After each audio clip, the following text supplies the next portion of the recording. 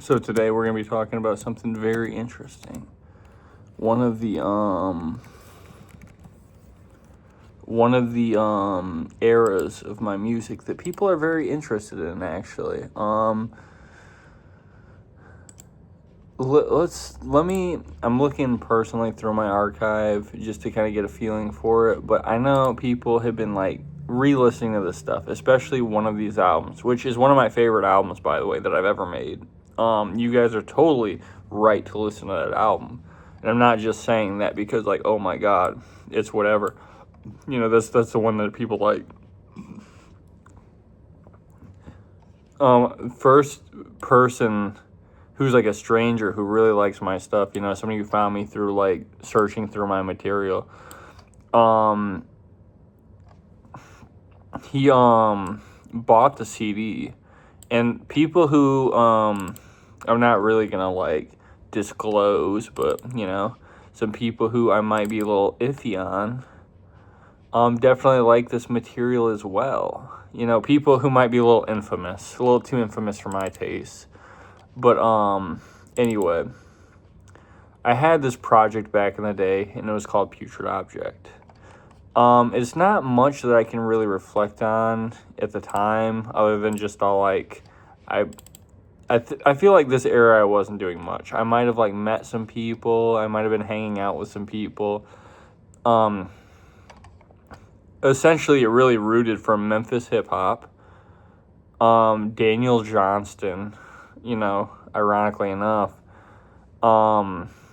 Different stuff that was inspired by Memphis hip hop. I'm looking right now. I had a Bally Baby CD I bought. I think it was a bootleg though, but Bally Baby was good. She had like that Koopsta or 3/6 track instrumental. Anyway, I was into like Garage, Bad Dream Adventure, Ad-Trax, Morgue, White House, Power Electronics, a lot of Death Industrial at the time, some Skinny Puppy.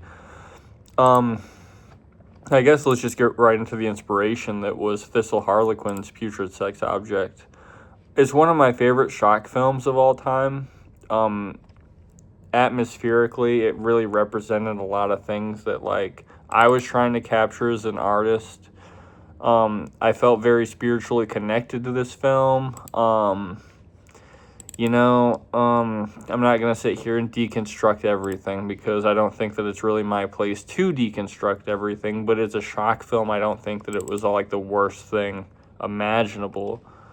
I just don't want to get into it. You know what I mean? It's kind of like a weird thing. You guys know what the film is. You know what the film is.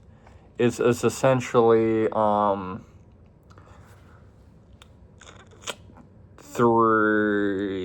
don't know, it's a few things combined, and you know, it's not always the best thing. I'm not really finding a lot of pictures from this era. I think it was made in 2019. Let me look. I gotta see my browser. Because I remember starting this project, how it started, and I've talked about this a lot, was Wretched Dreams. I think it was Wretched Dreams. I feel like Asphalt, it goes back to Asphalt. So I had an album called Asphalt, and I essentially just ate like the crumbs of some stale old mushrooms, and I made Asphalt. I think that's the point. Like, I essentially had nothing at the time at all. You know what I mean? I don't want to advocate on behalf of this stuff, by the way, so please don't take it as me advocating on behalf of it. I don't like to talk about this stuff, but Wretched Dreams, real quick. I ate a bag of shake. It's the very bottom. It's the crumbs. It's everything. It was on a fresh bag, and I recorded the first 3 tracks. Feeling out of place, I see, and wasting all my time. And then after that, I was all like, well, I feel like I want to write songs. I want to keep writing songs. I want to keep doing stuff. And then 4, 5, 6, you know what I mean? On this one, I think it just came to me as it was. I compare Putrid Object's Wretched Dreams to Scumala's Self-Titled on how it ends at the end half, how it gets more and more chaotic and loud and screechy. That wasn't always the case for the self-titled, by the way. There is an EP that goes alongside it, which was just all the outtake tracks. And I kind of like those tracks a little better for the album, but like at the end, I kind of wanted it to be a little more chaotic since it was an introspective album. That's beside the point. That's a whole different era. I wanted to talk about it. I made this album. I kept it down for a long time. I never put it up. It was called Purgatory, and I put that back up. It's essentially like just a bunch of vinyl, you know what I mean, and digital manipulation of vinyl. I had a bunch of vinyl albums that I've collected over the years. You know, I think classical, maybe some Christian stuff. I've always used like weird Christian. No, I probably used it like one other time. Purgatory, maybe it was inspired by one of my earlier albums. I had one called Apoplexy, and I used this vinyl, this flexi disc. It's like a piece of paper, really, but it was just like a bunch of Christian kid songs, and I used that a lot. And I guess, you know what I mean? These weren't written songs, so Purgatory I never really liked to have in the Putrid Object catalog, but it sounds good sometimes. It's got an edit of Nancy Sinatra's Sand, if you like that stuff. Rotting, ooh. So I recently released this EP, I think it was called Give. Give would be split up into two pieces called Rotting and Alluring Nightmares. I remember the people I was talking to when I made these albums too. Yeah, no, I made a lot of songs that were actually against drugs when I was making these albums. I think this was around the time when I really like sat down and I decided, hey, this isn't going to be a strong advocacy of drugs. So THC wasn't a pro-weed song. You know what I mean? If you listen to the melancholy and the darkness and the sadness of that, you'll realize that I wasn't talking very highly of these substances. And this was released in December of 2018. Jesus. All the 2-minute tracks were originally planned for the Give EP, which the Give EP was highly inspired by HOH's Living in a Casket. I kind of like sat down in this room and I slowly like went through this darkness and just, you know what I mean, like, to me, in my personal opinion, I want to reflect on this, but you never can really reflect on these things without sounding crazy or like you're just exaggerating for the bit. But during the meditations for the Give EP, I felt like the negativity really like messed with the atmosphere. When the atmosphere started getting really dark and heavy, you know, you could hear things shifting around in the room. You can hear like things falling, and like, I think that's when I gave up on the Give EP and I said, I'm never going to release this. But the world hasn't got any better, so I kind of just gave up on it entirely. You know what I mean? It's just like the Give EP, you guys can have it. I don't think that any more bad omens can come out of, you know, something like that. But my fixations wouldn't let me release that for a very long time, so just like 2 new tracks, really.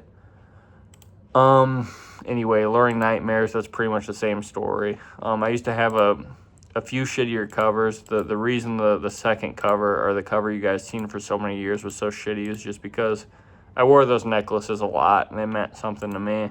They're just cheap little necklaces, but you know what I mean? Yeah. And it looks like the original cover is still the track art, which is a little baby and a nurse's thing, and she's holding it kind of like this. Or she's like this. And she's smiling, she's looking up. She's holding this little infant. That was the original cover. I thought it seemed a little too dark, a little pixelated face with the little baby. You know what I mean? That was changed last second, but that's the original cover. Doesn't really mean anything now. I've kind of dissociated myself from like the original covers and the artworks, so I can like properly revisit everything and just give it better art. Then Rotting Meat. Oh my god, I remember this one. this kind of like played out the same way as Empty Cut, where I was just kind of like singing songs to myself. Like, this is how I got to do it. I was writing down lyrics, you know what I mean?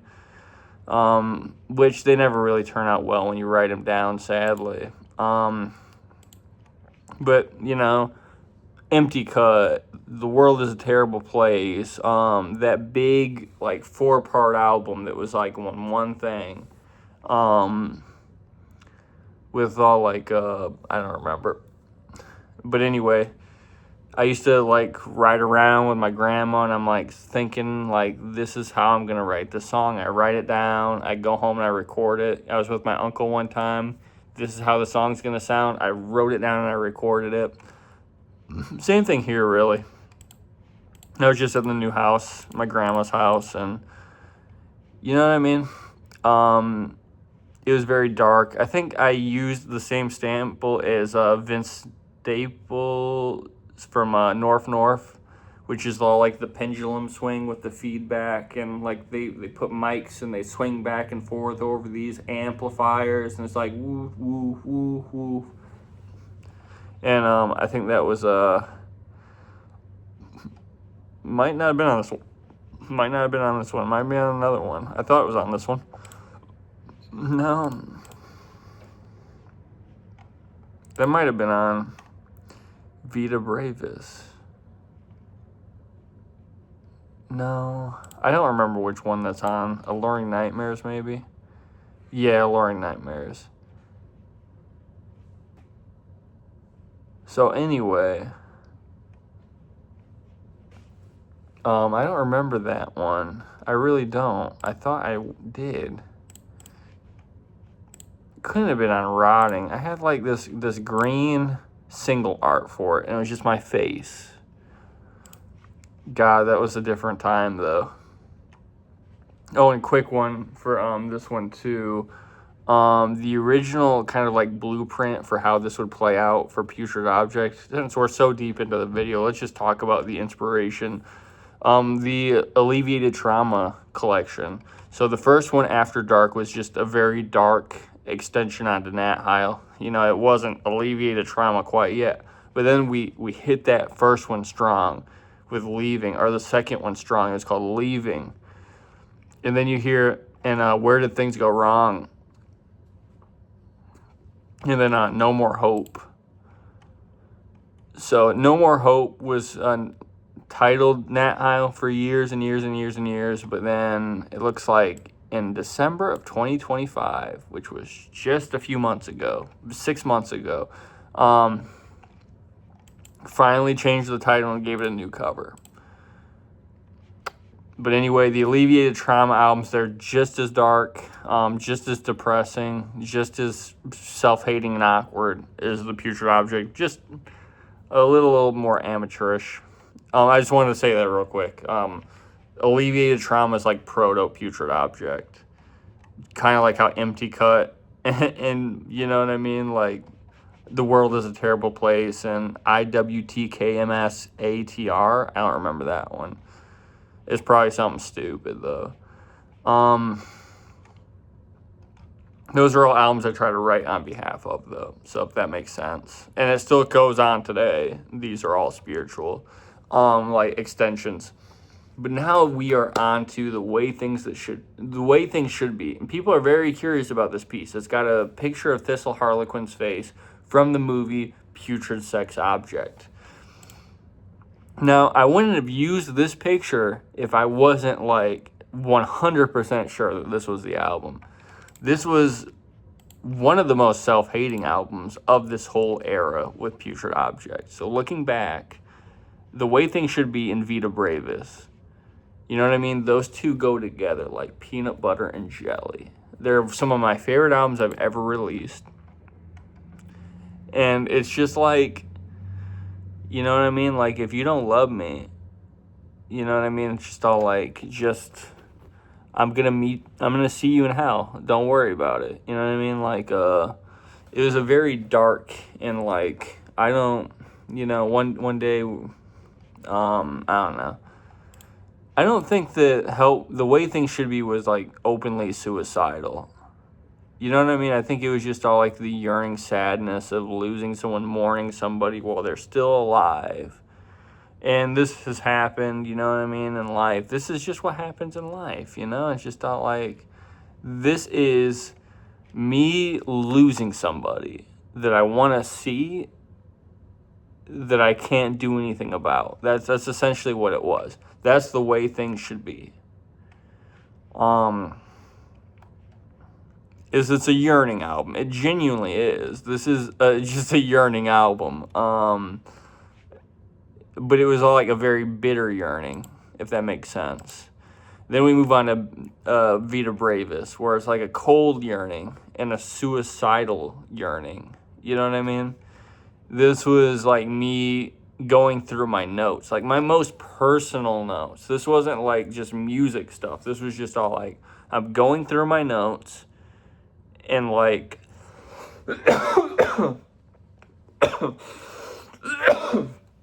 like these are my notes at the time, and they're just like really sad and depressing. You know what I mean? The picture on the cover, and some people have noticed this. Some people have. They looked at the cover and they're all like, damn, I know exactly what that is. And they're right. It is definitely a person suspended in the air by a rope. Yeah, no, it's probably like a Tumblr graphic though, you know what I mean? It's not something that's like super crazy or anything. I don't know if it's real. I don't think it's real. But the color palette, oh my god, dude, I love that like ethereal white with that like blue that kind of like the blue that goes into like a dark navy, like black or a dark navy blue. It looks blue and white to me. Like, to me, in my eyes, it's always looked blue and white. And, like, I just love how the object, you know, does the different, you know, whatever. I love this album cover. It's one of my favorites, and you couldn't ask me to change it. You couldn't. I had a music video that was just, like, the lightning or, the static in the sky. You know what I mean? It's just all, like, that quiet lightning that just all, like, the electricity. You know what I mean? And, like, I was just watching that one day outside my house, and I was just all like, damn, I gotta record this. And I recorded it, and I just used it for one of the songs, and it was like such a beautiful visualizer. I think it's for Left and Gone Away, which is all like the perfect song to conclude this album, but it's the perfect representation of the themes that I go through in this album. Vita Brevis is such an introspective album. It's such an introspective album, the way things should be. Such an introspective album. Then the last two, Myself and What I Take, that was kind of me slowing down for sure. They don't hit the same high. I'd say they're more like Rotting Meat, which is the Russian text one, if you didn't know already. They kind of just sounded like outtakes, right? So you're looking at Wretched Dreams, Rotting, Alluring Nightmares, The Way Things Should Be, and Vita Brevis for like the bulk of it. But Rotting Meat, Myself, and What I Take are just like outtake albums. I wanted to end it strong. I was getting a lot of views on these albums when I first, published them. A lot of people were talking and they were saying good things about them, but all good things have to come to an end. And even though I was really ambitious with Scum Alice, it did come from a different place, so people didn't really respect it the same way they did Putrid Object, but I wanted to leave Putrid Object how it laid, right? Until recently. Now we're going to talk about this revival really quick, because the last Putrid Object album that was ever released was in 2019, right? Cut off all that. 2019. Into Scum Alice until Moments After Dark, which was 2024. Wow, that's like 2 years ago. Jesus. It's coming up on 2 years and 6 months. So for years, I'd say since I moved to Indiana, I had in the back of my mind, I want to write a new album. I want to write something good. You know what I mean? I never felt like there was any, like, whatever for Scum Alice. Like, I can write music, whatever, it's cool. Even for this one, it doesn't even necessarily feel like I wrote it. It just felt like a darker Scum Alice. But Putrid Object, I had to revisit it. Something in my life, it's just like, it was just like, it just feels like something's scratching away, and this kind of like, whatever. So I revived it for the live stuff, and I was just trying to think, how am I going to make this work? Because Putrid Object is me. Putrid Object will forever be me. Putrid Object, there's a place in my heart that's like cold and yearning, you know what I mean? Like cold and sad. That will never go away. So I had to revive it, dude. I had to revive it. And this album, I feel proud to say that I'm very proud of it and happy of it. None of this stuff was played live, but around the time I did revive some of my older tracks and replayed them and, revisited some other stuff. We got to go back to the Scum Alice archive for this one. So I had, let's see, Live at Spooky Fest, which was a Halloween show where I got heckled, actually. It was kind of funny. They were, telling me to play Rob Zombie. But, it was, performed and curated under the alias Scum Alice. That was what I was billed as, Scum Alice. But it was lyrics from the Putrid Object albums, and this was in October of 2024. So I played October 26th, 2024, and then I published it on the 28th.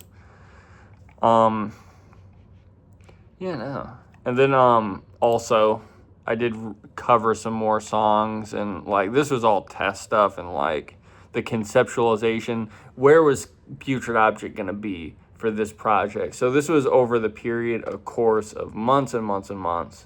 Starting in, let's see, I know it wasn't August. Had to be 2023. Where is it? I don't see it. Wasn't Forward Motions. Wasn't Selections. Wasn't Soon. Wasn't Drown Memory. I had about 3 songs, I think they were. I don't remember.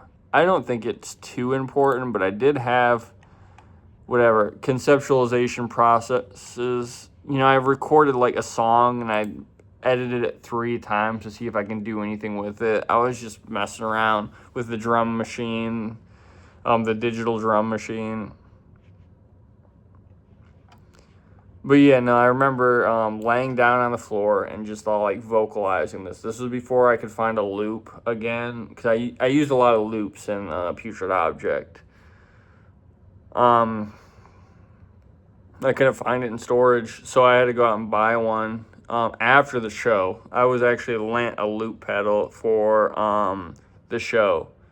So after the show, I bought a loop pedal, and I used it, to record the new stuff.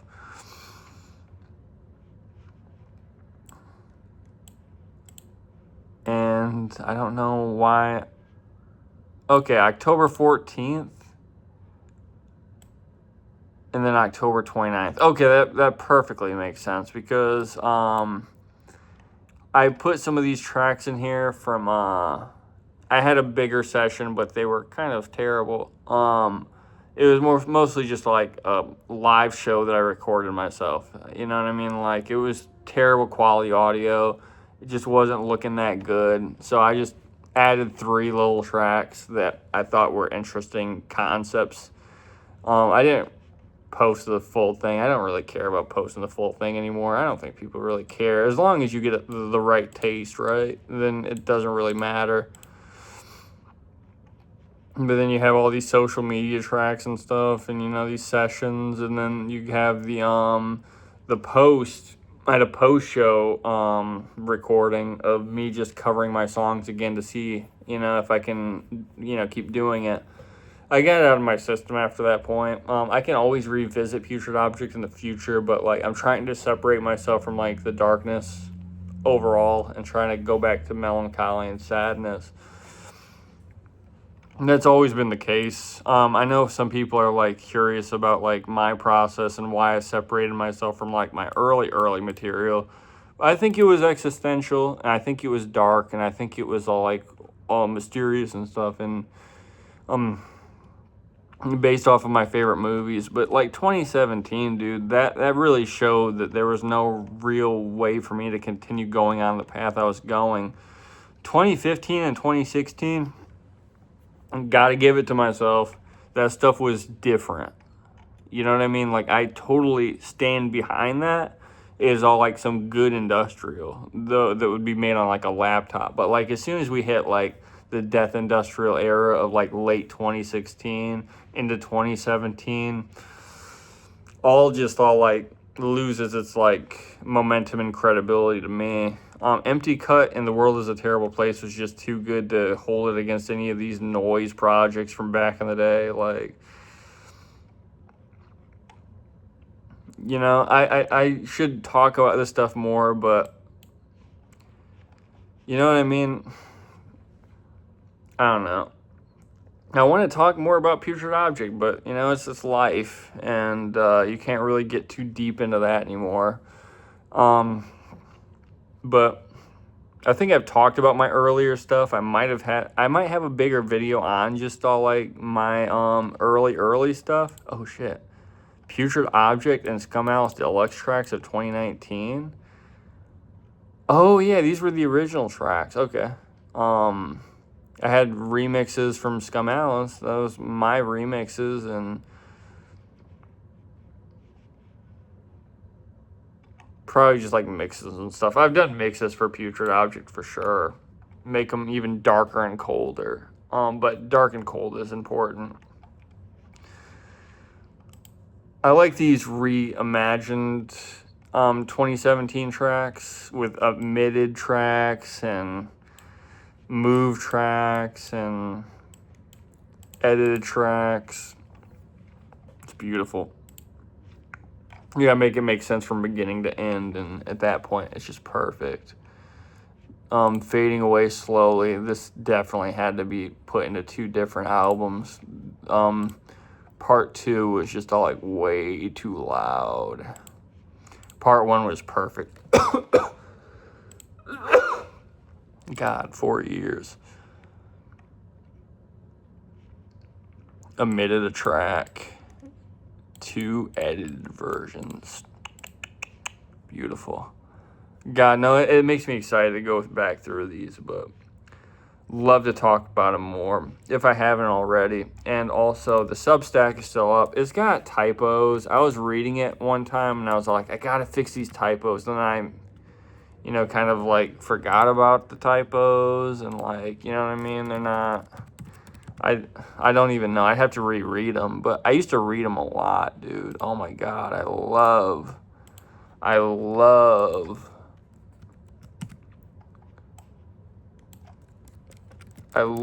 my Substack.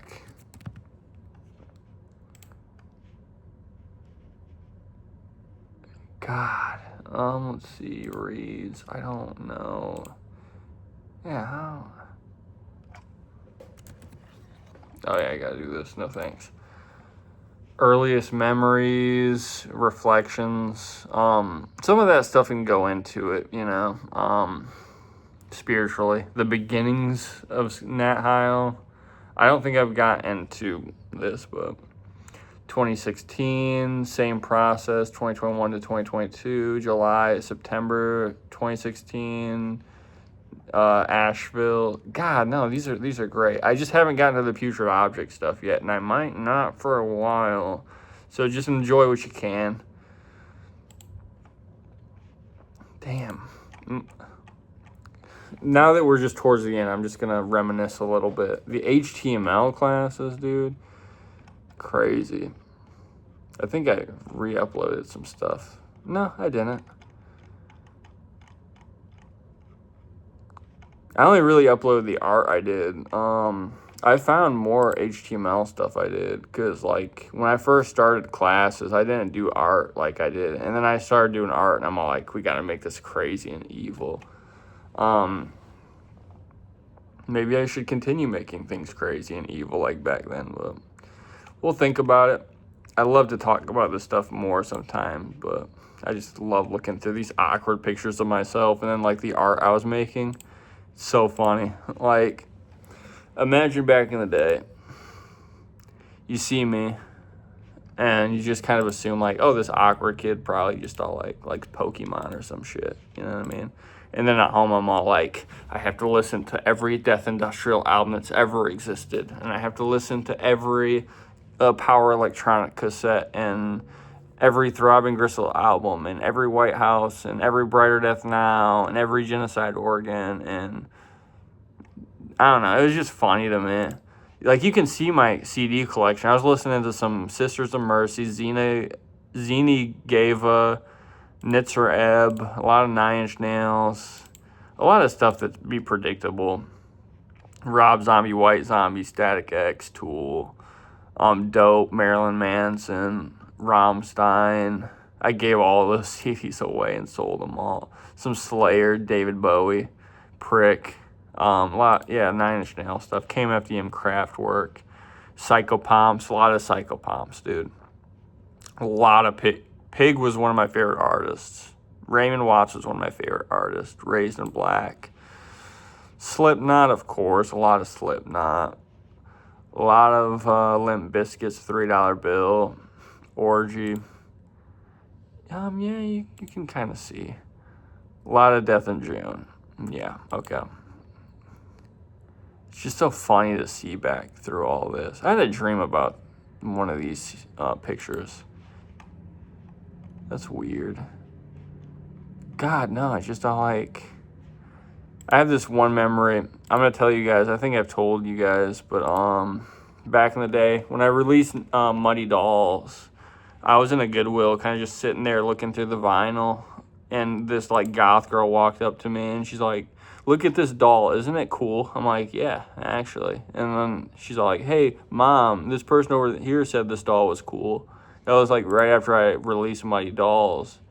And, like, I'm sitting there in my headphones. I'm just listening to Atrax Morgue. And I'm just all like, I wonder if she would have liked my album. But I never asked her. It's kind of like the perpetual kind of like, you know. I wonder if these people out here would have liked my album. They look at me and they think I'm different, you know what I mean? Like, they look down on me. They don't think I'm cool. Or they think I'm cool and they don't tell me. Some people are like that. But, like, would you respect me if you know the kind of music I made?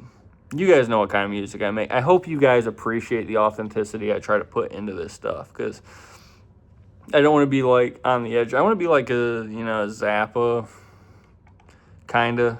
Like a Zappa that got, like, a lobotomy, like, right up there.